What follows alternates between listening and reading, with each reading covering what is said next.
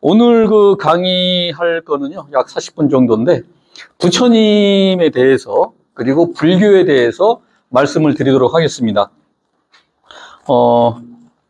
사실은 이제 여러분들께서 나와서 얘기하는데, 절에는 오래 다녔는데, 불교에 대해서 뭔지 확실히 모르겠다.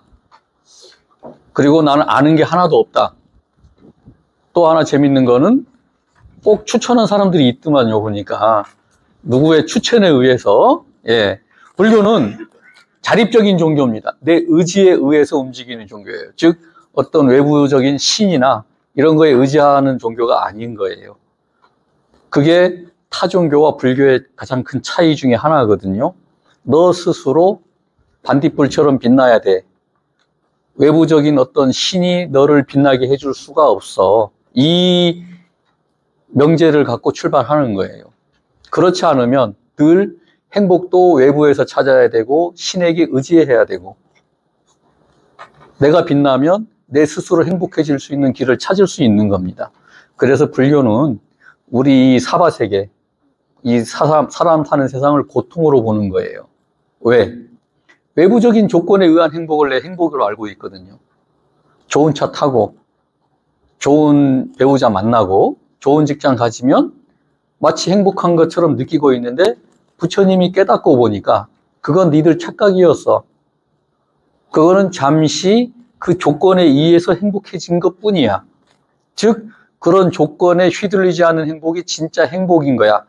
부처님이 가르침이 그건 거예요. 좋은 차 탔다고 그게 행복이 얼마나 갈 것 같아요? 짧게는 몇 시간도 안 갈 때가 있어요. 내 라이벌 지지배가 외제차 타고 오면 기분 팍 상하지. 내가 잠깐 행복했던 게. 그러니까 그런 외부적인 조건에 의한 행복은 사실은 말 그대로 조건에 의해 형성된 행복이다. 그런 조건에 의한 형성된 행복이 사실은 고통의 원인이다. 이건 거예요. 그래서 불교가 염세주의가 아니고 그거를 꿰뚫어 봐서 그런 조건에 휘둘리지 않는 그런 행복한 그 길을 인도해 주신 분이 부처님입니다. 그러면 부처님은 어떤 분인지 잠깐 좀 알아보도록 하겠습니다. 부처님은 백인입니다. 백인. 잘 모르셨죠? 자, 다 알아, 수가? 대답 안 하면 다 아는 걸로 합시다. 예. 자, 생각해 보세요. 늘 우리는 절에 갔을 때마다 부처님을 뵙는단 말이에요. 가이드를 하든, 놀러를 가든, 그죠? 근데 그 부처님이, 백인이었나? 처음 듣잖아요. 그죠? 백인 중에서도 아리안족입니다. 아리안족. 예. 그래서 부처님은 어떻게 해서 깨달았고, 과연 부처님은 그 시대에, 불교가 추구하는 거와 그 시대의 수많은 종교와의 차이가 무엇인가, 그것까지 오늘 알아보도록 하겠습니다.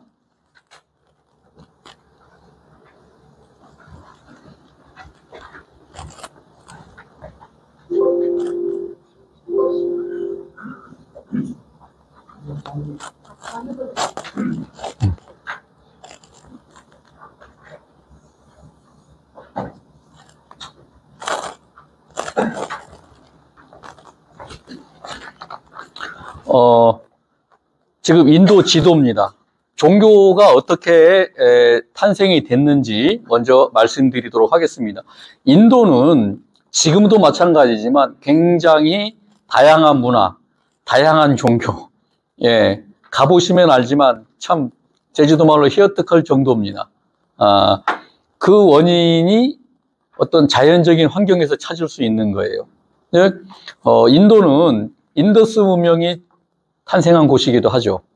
그리고 인도에서 오른쪽 요 산맥 조금 좀 보이세요? 이게 여러분들 교재에 있습니다. 교재를 바탕으로 만든 거기 때문에요. 요게 이제 14페이지. 14페이지 보시면 요쪽이 아프가니스탄, 요쪽이 중국, 네팔 지역이죠. 그러면 여기에 산맥지대, 그리고 인더스 계곡에 있는 이런 계곡지대, 그리고 중부의 고원지대, 그리고 인도인의 어떻게 생명줄이라고 하는 겐지스강. 자, 이런 거를 보면 고대 사람들은 무슨 생각했냐면 이런 히말라야 산맥이 5,000km예요, 장장. 이런 거를 봤을 때 고대인들은 거기에 어떤 신적인 게 있다고 생각을 한 겁니다. 즉, 거대한 태풍, 태양, 이런 거에 신의 의미를 부여를 한 거예요. 이게 종교의 시작이 된 겁니다. 이때 시작된 종교가 브라만교라고 들어보셨죠? 브라만교가 이제 간판을 갈아탄 게 힌두교예요. 그러니까 힌두교의 옛 종교 이름이 브라만교인 거죠. 브라만교의 경전, 우리로 치면 이런 불경, 경전이 베다 경전인데요. 그 경전이 다양신을 찬송하는 거예요. 다양한 신들. 지금도 가보면 뭐 원숭이 신부터 뭐 별의별 신들이 다 있어요. 가히 신들의 천국이라고 할 수 있습니다. 그런 신들이 그렇게 탄생을 하게 된 겁니다. 그런데 기원전 1500년경 15페이지 보면 데카카스 산맥이라고 보이시죠? 15페이지입니다. 삼국, 영문명은 코카서스 삼국입니다. 여러분들 역사책에는, 세계사책에는 코카서스 삼국이라고 나와 있을 거예요. 같은 말입니다. 여기에 보면, 조지아하고 아르메니아, 아제르바이잔 보이시죠? 네. 여기가, 유목민족인 아리안족이 여기에서 전 유럽으로 퍼지게 됐습니다. 즉, 여러분들이 아는 독일, 히틀러가 추앙했던 게르만족의 원조가 아리안족이에요. 부처님 종족입니다. 영국의 앵글로색슨족 전부 아리안족 계통이에요.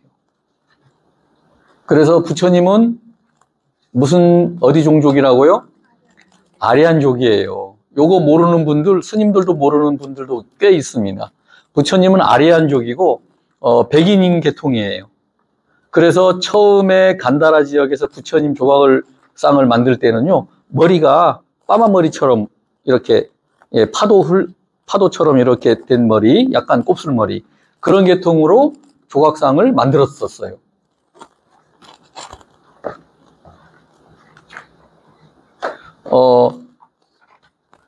이들은 이제 우수한 유목민이기 때문에 무기 제조 기술이 뛰어났거든요. 이들이 전 유럽으로 퍼지고 또 인도로도 들어오게 됩니다. 인도에 들어왔을 때 인도에서는 드라비다족이라는 토속 민족이 인도 땅에 살고 있었어요. 그래서 아리안족이 기원전 1500년경에 인도를 침범하고 인도를 점령하게 된 겁니다. 토속 민족은 드라비다족, 그리고 점령 민족은 아리안족이에요. 부처님은 아리안족입니다. 고대 국가들의 흥망성쇠는 사실은 유목민과 농경민족의 끊임없는 전쟁이에요. 우리도 농경민족이잖아요. 끊임없이 침탈당했잖아요. 유목민, 몽골이 대표적인 유목민이죠. 끊임없이 침탈해요. 왜? 그게 재산이고 나라를 부강하게 만들었으니까.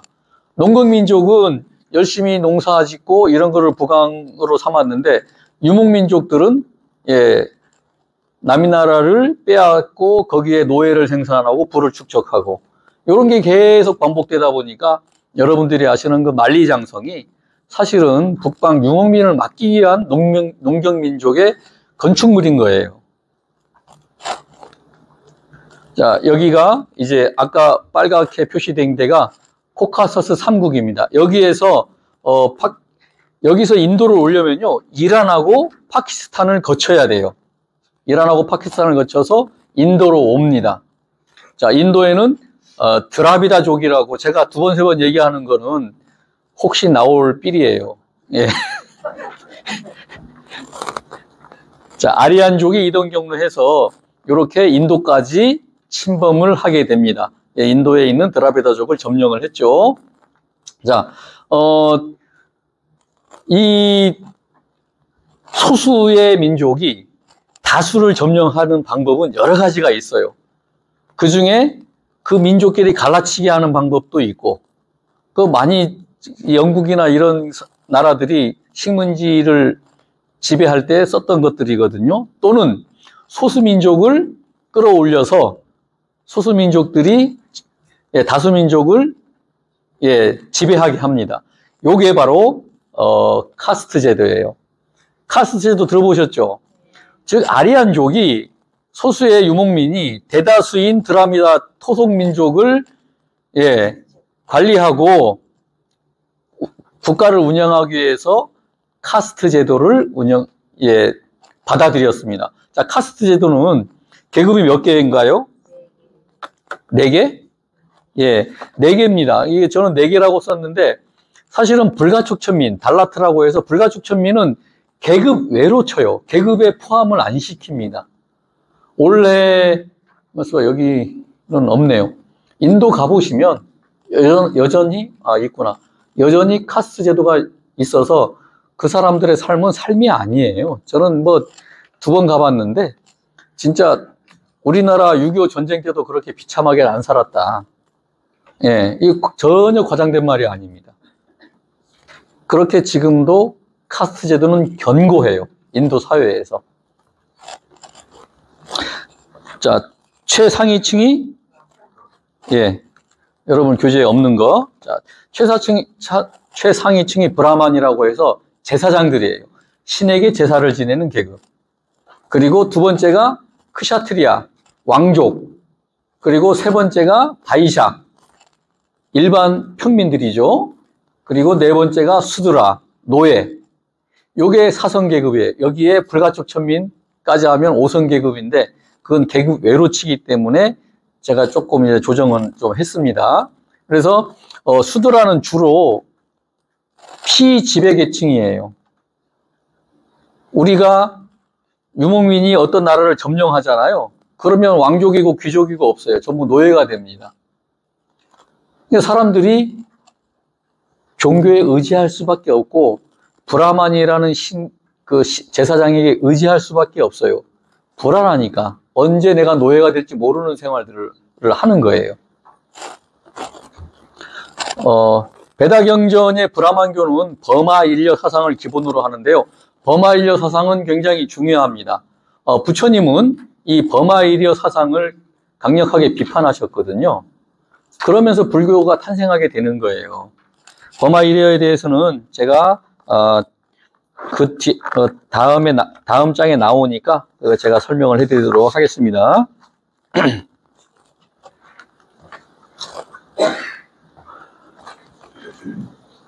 자, 기존 사상과 부처님 사상의 차이. 기존 사상과 부처님 사상의 차이가 불교가 탄생하게 된 배경이라고 볼 수 있습니다. 이거는 교재에 18페이지인가요? 예, 18페이지. 이 교재가 올해 조금 변동이 있어서 선배 기수들이 하나씩 주라고 하는데 저희가 그렇게 여유가 있질 않아요. 이게 올해 육바라밀에 대해서 좀 더 넣었거든요. 한 2장 정도 추가가 됐어요. 그거는 이제 나중에 공부할 때 보면 아실 겁니다. 자, 브라만교의 창조론. 브라만교에서는요, 이 버마일려 사상이라고 하는데, 요 사상을 모르면 금강경도 이해가 어렵습니다. 여러분, 금강경 독송해 보셨죠? 해보신 분들은. 예. 금강경도 이해가 어렵습니다. 자, 그러면 이 기타 사상에 대해서 좀 알아보도록 하겠습니다.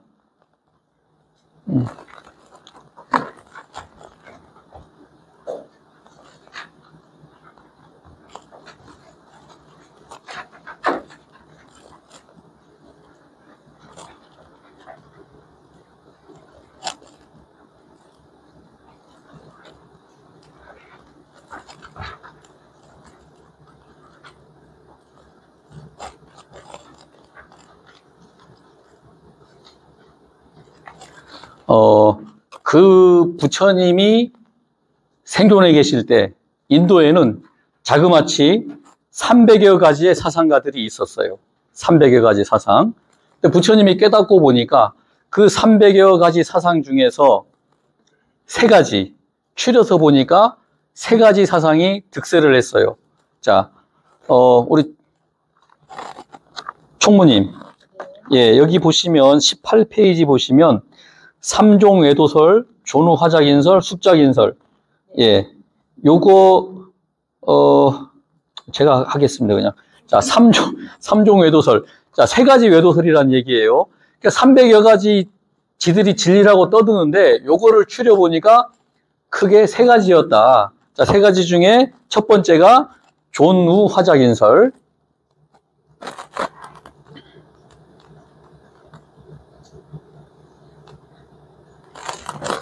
자, 존우화작인설. 존우는 지금 기독교에서 주장하는 것 같은 말이에요. 신이 모든 걸 만들었고 모든 것은 신의 뜻이다. 즉 유신론이라고 볼 수 있습니다.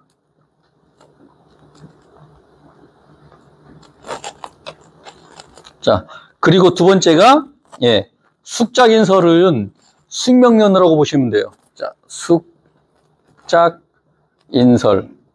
이거는 숙명론이에요. 그러니까 여러분들 이해하기 쉽게는 팔자다. 그 말인 거예요. 야, 너 팔자요. 그리고 세 번째가 무인무연설. 모든 건 우연히 일어난다. 원인도 결과도 없다. 그냥 우연히 일어날 뿐이다. 이거를 무인무연설이라고 합니다. 부처님께서 깨닫고 보니까 인도의 그 넓은 대륙에서 모든 사상가들이 떠드는 거를 종합해 봤더니 이 세 가지 범주를 벗어나지 못하더라. 이것이 삼종외도설입니다. 삼종외도설. 자, 존우화작인설은 모든 건 신의 뜻이다. 모든 건 신의 뜻에 의해서 생성되고 신의 뜻에 의해서 소멸되고 신의 뜻에 의해서 행복해지고 모든 건 신의 뜻이다 라는 게 존우화작인설이고요. 숙작인설, 우리 불자들이 가장 경계해야 되는 게 숙작인설입니다. 너 업이여. 사실은 너 업이여 그러면요, 불교 믿을 필요 없어요. 불교는 그 업을 극복해서 긍정적이고 행복해지게 하는 종교지. 야, 너 업이여. 이거는 숙명론이에요. 너 업이여 그러면 여러분들 여기 앉아있을 필요 없어요. 뭐 왜 배웁니까? 업대로 살면 되는 건데 노력할 필요가 없잖아요. 그죠? 그리고 무인무연설. 이거는 그냥 어떤 원인이나 결과가 있는 게 아니고 우연히 일어난다. 이게 그 당시 인도의 주류 사상가들의 세 가지 대표적인, 그래서 삼종 외도설이가, 외도라는 거는 바깥 외자잖아요. 불교 외에서 주장하는 것들. 뭐 자기들은 진리라고 하잖아요. 그죠?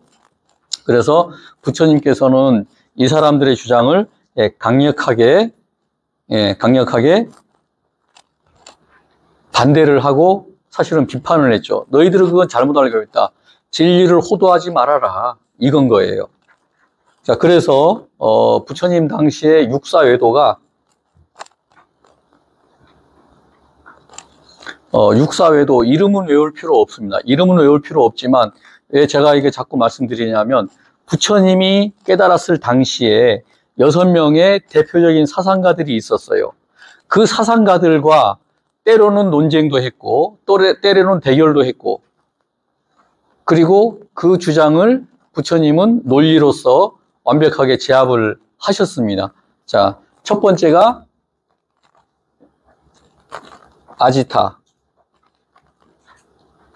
아지타라는 사람인데요. 이 아지타라는 사람은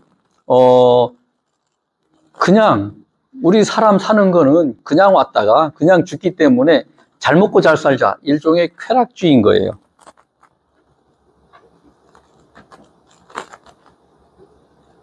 아씨.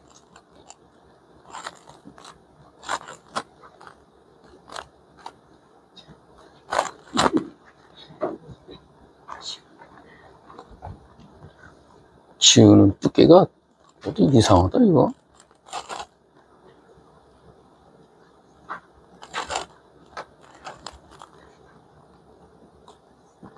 쾌락.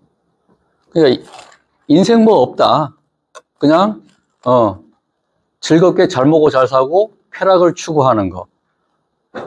자, 불교는 철저한 중도입니다. 중도. 예. 불교에서 여러분들은 대승불교에 권에 태어나서 뭐 반야심경하고 이렇게 하지만 사실은 사성제 8정도, 중도를 8정도라고 하거든요. 이거를 모르고서 이해하지 못하고서는요, 불교에 대한 한 발자국도 못 나갑니다. 적어도 기독량으로도 들으셔야 돼요. 부처님이 깨달은 거기 때문에. 저걸로 완벽한 가르침을 지금까지 전해주고 계시기 때문에 그렇습니다. 중도가 뭐냐면요, 중간길이 아니고 바른 길이에요. 뭐에 대한 바른 길? 쾌락과 고행. 그 당시에 이 수행자들을 보니까, 이 사상가들을 보니까 한 팀은 저렇게 쾌락을 추구하고 한 팀은 들고 고행만 하는 거예요. 지금도 인도 가면 고행주의자들이 있습니다. 해외 토픽에 나오잖아요. 막 철판 뜨거운 데 막 뭐 걷거나 뭐 막 그 쇠봉이 있는데 막 눕거나, 이게 고행인 거예요. 그 고행에 대해서도 말씀을 드리도록 하겠습니다. 그리고 두 번째가 파쿠다라.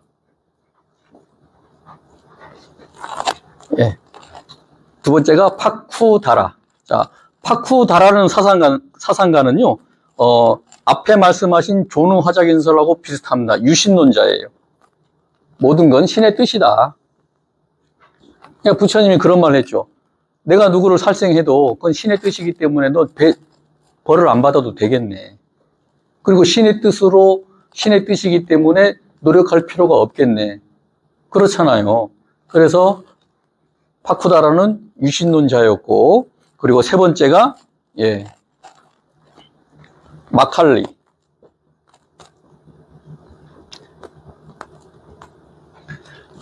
마칼리라는 사람은 좀 재밌습니다.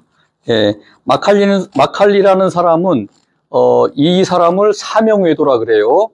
그러니까 여러분들은 지금 제가 말씀하는 거 머리 아프니까 외우지는 마시고 들으셨던 흔적만 남기시면 돼요. 아, 육사외도라고 해서 부처님 시대에는 6명의 대표적인 사상가가 있었구나. 그 중에서 부처님 시대 때 3종 외도설, 적어도 조누화자긴설, 숙명론, 무인무연설, 이런 거 정도는 진짜 아셔야 돼요. 그렇지 않으면 불교가 그 기반을 갖고 탄생을 했기 때문에 그렇잖아요. 자, 그래서 사명외도가 뭐냐 그러면 사명, 사때다. 사기, 뭐 그때 쓰는 게 사자예요. 사명외도. 잘못된 삶을 사는 사람들. 잘못된 사는 사람들. 불교 8정도의 중에서 나중에 8정도 강의를 할 건데요. 뭐 스님이 할 거지만 8가지 바른 길이 있어요. 8가지 바른 길 중에 정명이라고 있습니다. 바른 생활, 바른 생계란 뜻이거든요. 딱 반대되는 말이에요. 그러면 잘못된 삶은 무엇인가요? 잘못된 생활, 마약 장사, 무기 장사,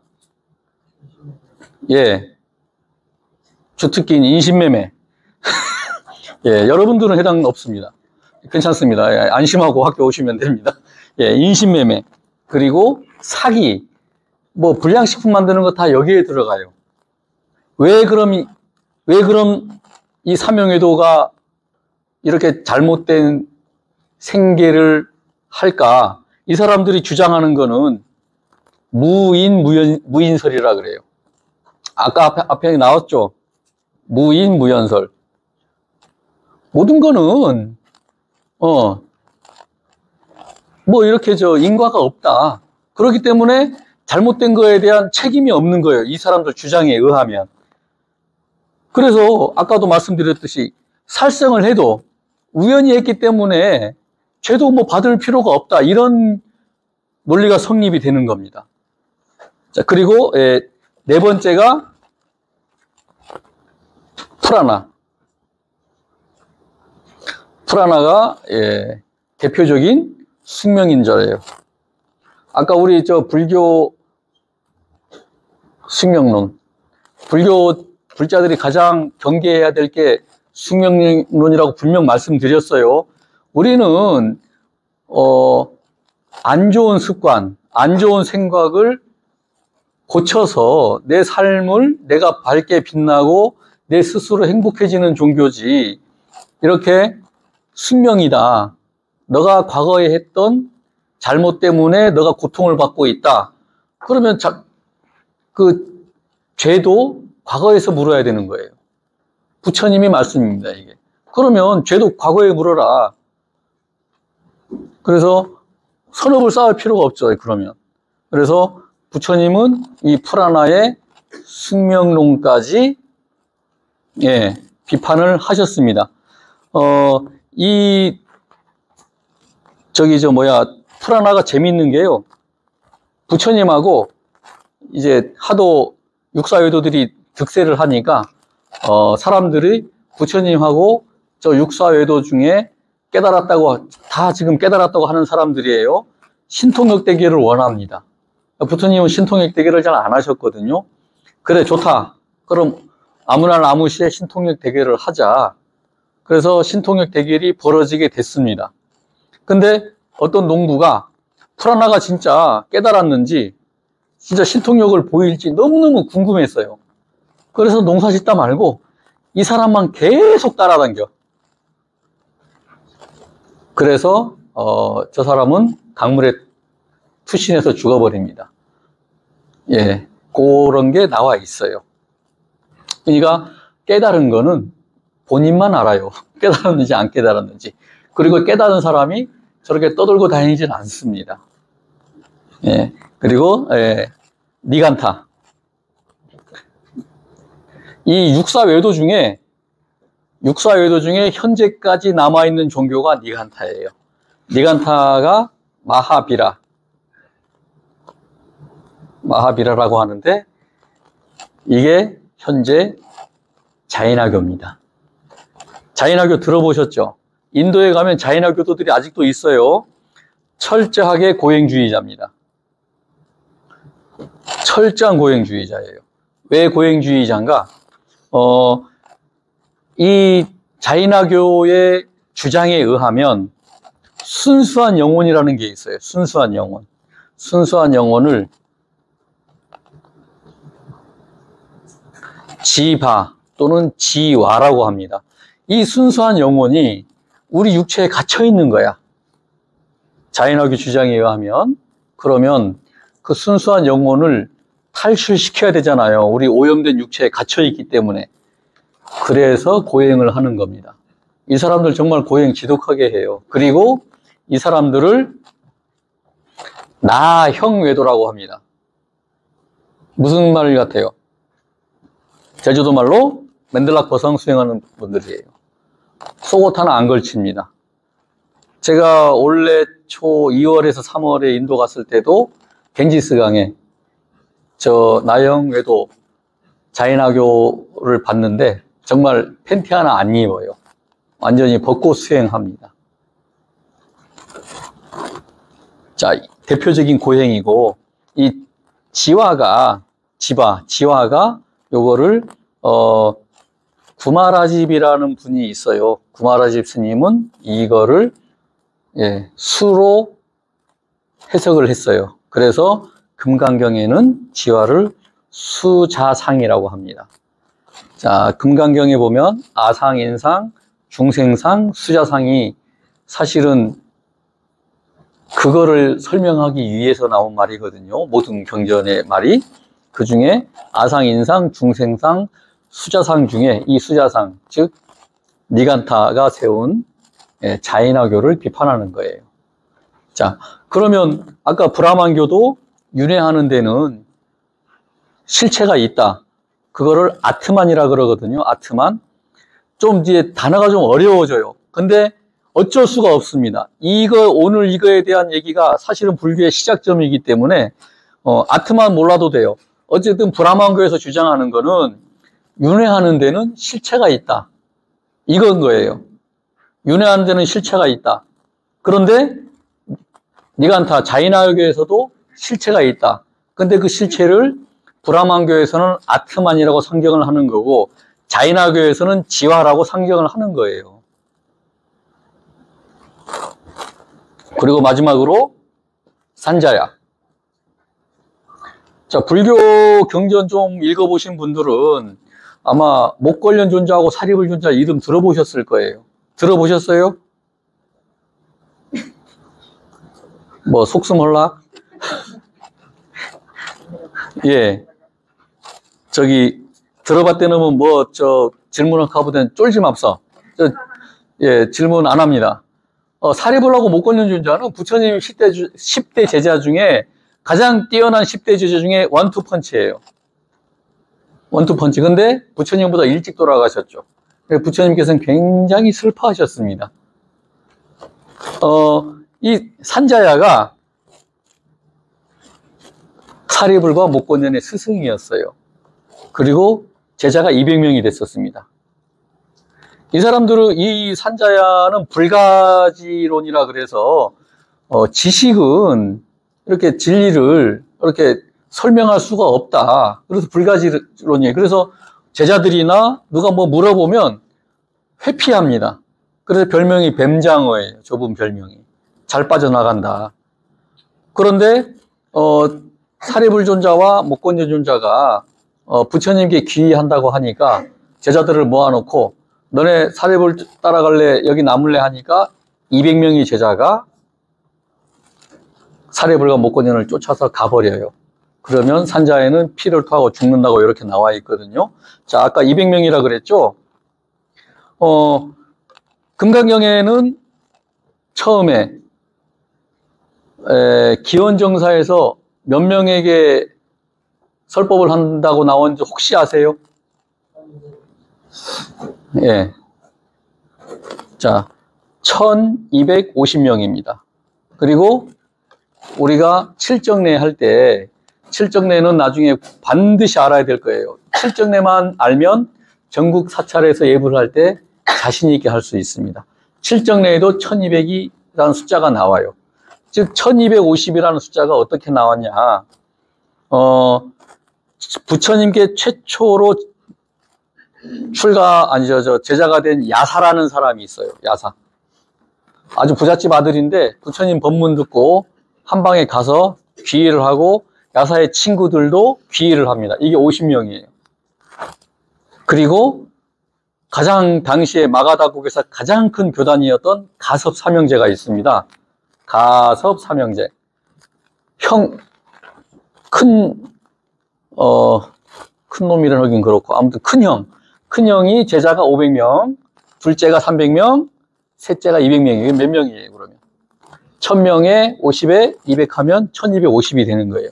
그래서 여러분들 이제 불교에 귀의하고 기도할 때 보면 금강경 독송 꼭 할 일이 있을 겁니다.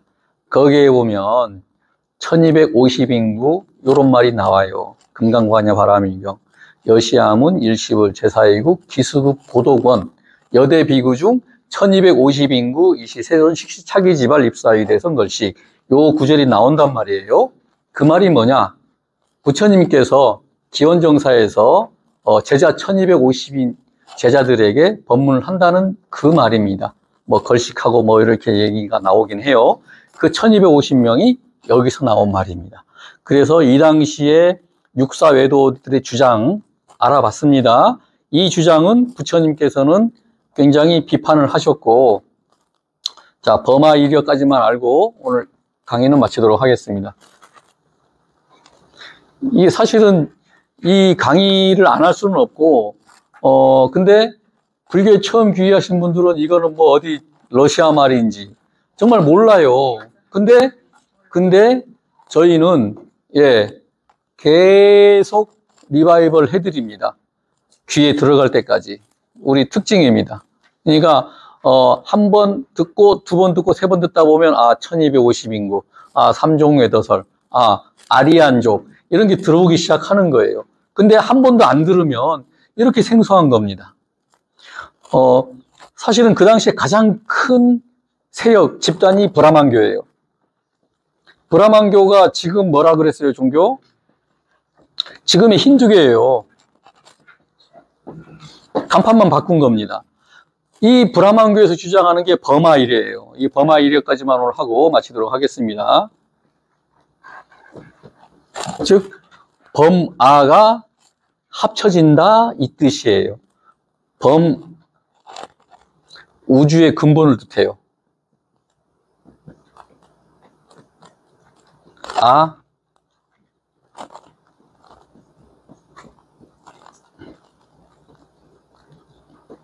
아트만을 뜻합니다. 아트만. 예. 그래서 이 우주의 근본과 내 안에 있는 아트만, 이게 하나가 된다는 얘기예요. 이게 브라만교의 주장입니다. 그러니까 사람이 태어날 때마다 이 아트만이 여러분들한테 다 각자 존재하는 거예요.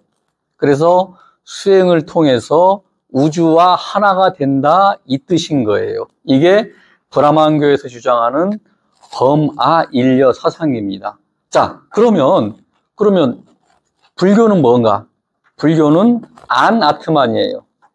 안자 붙여서. 즉 아트만을 뭐라고 하냐면 참나, 진짜나, 진아. 이게 브라만교에서 주장하는 아트만인데 안타깝게도 우리 불교에서 참나를 찾아서 진아를 찾아서라는 말을 쓰고 있어요. 이거 쓰면 안 되는 말입니다. 브라만교의 주장인 거예요. 그럼 불교는 뭔가요? 반대되는 개념이 무아입니다. 저는 이 프로그램을 만들면서 무아만 이해해도 저는 성공했다고 봅니다. 무아는 곧 반야심경에서 얘기하는 공이에요. 공과 무아는 같은 말입니다. 자, 무아는 없을 무자의 나하자거든요. 내가 없다. 한문 뜻으로만은 이런데 이게 바로 브라만교를 비판하는 것이고 브라만교에 대비되는 것이고 이 세상의 모든 종교와 불교의 차이점 그러면 무아입니다. 무아를 주장하는 종교는 불교밖에 없어요. 여러분 공 들어보셨죠? 공사상. 그게 무아예요. 초기 불교에서는 무아라 그러고 대승불교에서는 공사상이라고 그래요. 이거를 모르고서는 최종 목적점이거든요. 한라산 정상이에요, 저희가. 근데 그걸 모르고 계속 516 갔다가 평화로 갔다가 돌기만 뺑뺑뺑뺑 돌고 있는 거예요. 무아는 아까도 말씀드렸듯이 우리가 윤회하는 데는 실체가 없다는 거예요. 실체가 없다는 얘기예요. 즉 모든 거는 어떤 인연 조건에 의해서 생성됐다가 그 인연 조건이 다 되면 흩어지고 이거를 계속 반복한다는 얘기예요. 이게 무아예요. 그리고 브라만교에서는 어떻게? 아니다. 실체가 있다. 이 실체가 계속 윤회한다. 이건 거예요. 그러면 제가 간단하게 말씀드려서 세상에 안 변하는 게 있습니까? 없어요. 절대 없어요. 우리 몸은 물질과 정신으로 만들어진 하나의 덩어리인 것 뿐이에요. 늙어서 인연이 다 되고 조건이 다 되면 어떻게 돼요? 흩어져요.